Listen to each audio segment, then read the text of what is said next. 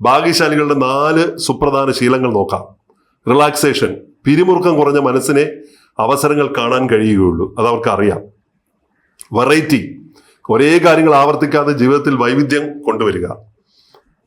Resilience, വീഴുമ്പോൾ തളരാതെ വേഗത്തിൽ എഴുന്നേൽക്കും, വീണിടുന്ന എത്രയും വേഗത്തിൽ എഴുന്നേൽക്കും.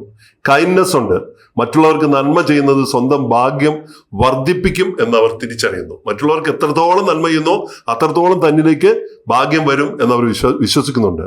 അതിന്റെ സാരം ഇതാണ്: ഭാഗ്യം എന്നത് ഒരു സമ്മാനമല്ല, അതൊരു ഗിഫ്റ്റ് അല്ല, അതൊരു ജീവിത രീതിയാണ്. ഭാഗ്യം എന്ന് പറഞ്ഞാൽ ഒരു ജീവിത രീതിയാണ്. നിങ്ങൾ എങ്ങനെ ജീവിക്കുന്നു എന്നതിനെ ആശ്രയിച്ചിരിക്കും ഭാഗ്യം നിങ്ങളുടെ കൂടെ ഉണ്ടാകുമോ എന്നത്.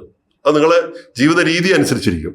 നിങ്ങളുടെ ഉള്ളിലെ ലോകം ശരിയാക്കിയാൽ പുറത്തെ ലോകം ഭാഗ്യമുള്ളതായി മാറും. അകത്തെ ലോകം ശരിയാക്കിയാൽ പുറത്തെ ലോകവും ഭാഗ്യമുള്ളതായി മാറും. അകത്തുള്ളത് അത്രയും പുറത്ത് എന്ന് പറയും, ബൈബിൾ വാക്യമുണ്ട്. അതുപോലെയാണ്. ഒടുവിലായി, ഭാഗ്യം ഒരു ജീവിത ദർശനം എന്നാ പറയുക. ഭാഗ്യത്തെ ഒരു ജീവിത ദർശനം എന്നാ പറയുക. ഭാഗ്യം എന്നത് നേടിയെടുക്കേണ്ട ഒന്നല്ല, മറിച്ച് അതൊരു ജീവിത വീക്ഷണമാണ് എന്നാണ്. ഭാഗ്യം നമ്മൾ നേടിയെടുക്കേണ്ട ഒന്നല്ല, അതൊരു ജീവിത വീക്ഷണമാണ്. നാം ലോകത്തെ എങ്ങനെ നോക്കിക്കാണുന്നുവോ ലോകം നമുക്ക് മുന്നിൽ അങ്ങനെ തന്നെ വെളിപ്പെടുന്നു. ഇതാണ് ഞാൻ നേരത്തെ പറഞ്ഞത്, നിന്നിലുള്ളത് നിന്നിലേക്ക് വരുന്നു എന്നത്.